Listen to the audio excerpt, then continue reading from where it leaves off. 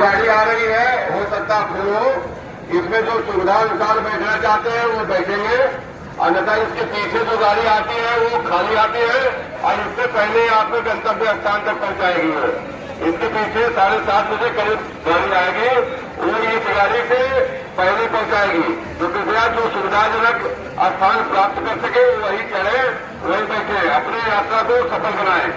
आपका परिवार इंतजार कर रहा होगा कि मेरे लड़के या मेरी बच्ची परीक्षा देने गई है और वो सकुशल घर पहुंचेगी तो उनको काफी हर्ष होगा।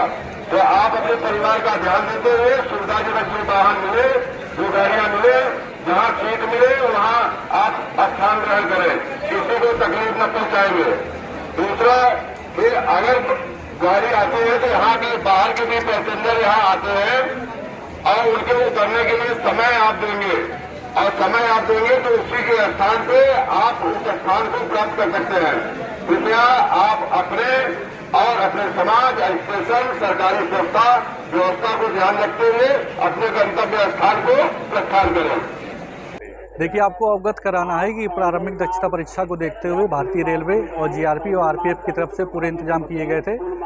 हम लोगों की तरफ से प्लेटफॉर्म नंबर 1 पर हेल्प डेस्क भी बनाई गई थी, जहां पर परीक्षार्थियों की सुविधा के लिए कर्मियों को नियुक्त किया गया था ताकि किसी भी अभ्यर्थी को कोई दिक्कत ना हो। ट्रेनों के बारे में भी सारी जानकारी दी जा रही थी। ट्रेनों को लगातार आवागमन हो रहा है, परीक्षा स्पेशल भी चलाई जा रही है। सारी फोर्स हमारी सभी प्लेटफॉर्म पर तैनात है। आरपीएफ के डिप्टी कमांडेंट साहब भी हमारे साथ में हैं और हम लोग तुरंत मुस्तैदी के साथ में लगे हुए, किसी भी परीक्षार्थी को कोई दिक्कत ना हो, इसलिए लगातार अनाउंसमेंट भी करा रहे हैं ताकि किसी परीक्षार्थी को किसी प्रकार की कोई समस्या ना, वो अपने घर पर सकुशल जा सके। कुछ धक्का मुक्की हो रही थी चढ़ने उतरने को लेकर, वहाँ भी फोर्स भी तैनात थी सर? चूँकि एसी के कोच में कुछ लोग चढ़ रहे थे तो उनको रोका गया था और किसी भी प्रकार की कोई धक्का मुक्की जैसी नहीं हो रही थी। उनको रोका जा रहा था कि एसी कोच में ना जाएं, क्योंकि कंट्रोल रूम से लगातार सूचना प्राप्त हो रही थी कुछ लोग एसी कोच में चढ़ रहे हैं, तो उनको रोकने के लिए कहा गया था।